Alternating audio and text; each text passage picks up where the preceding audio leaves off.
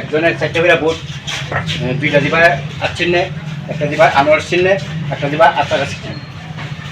একজনের 4টা করে দিব।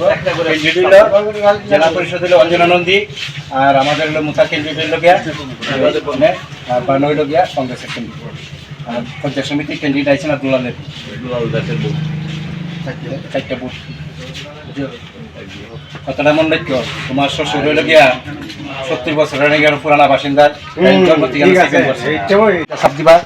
আর একটা হইল গিয়া এই ওই যে আপনার মুতা ক্যান্ডিডেট আনোয়ার চিহ্নে, আর একটা হইল আচার চিহ্নে।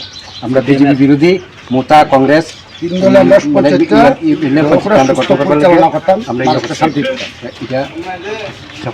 কংগ্রেস এবং মুতা এবং সিপিএম এর পক্ষ থেকে আমরা তিস্তা পঞ্চায়েতের নির্বাচনের প্রচারে বেরিয়েছি।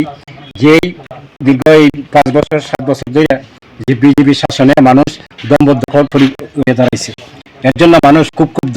এইবার সবাই মানুষ, সাধারণ মানুষ ঐক্যবদ্ধ জোট হিসাবে যাতে পরিবর্তন ঘটানো যায়, যেমন ইন্ডিয়া জোট, মানে এবার সবাই ঐক্যবদ্ধভাবে মানে বিজেপির প্রায় কেন্দ্রে ধরাসি এই হিসাবে পঞ্চায়েতে এবার মানুষ বিজেপি আর চায় না।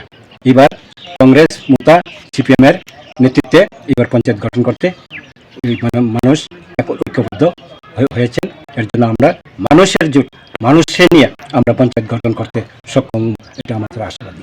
আজকে ডোর টু ডোর প্রচারে বেরিয়ে আপনি কিরকম সাড়া পাচ্ছেন? মোটামুটি 100%। আপনার প্রার্থীদের জয়ী বিষয়ে আপনি কি বলবেন? আমাদের এখানে যে 7 নম্বর ওয়ার্ডে এবং 1 নম্বর ওয়ার্ডে যে 4টা ক্যান্ডিডেট আছে, এটা আমরা নিশ্চিন্ত 4টা আমরা জিতবো। এবং এই উপরে এখানে 4টা সিট আছে মুতা এই ক্যান্ডিডেট, এরাও 4টা যে 3টা তো মানে একদম বিনা প্রতিদ্বন্দ্বী জিতে রয়েছে। আর 4টা 7টা আমরা 100% আমরা জিতবো, এতে কোনো সন্দেহ নাই।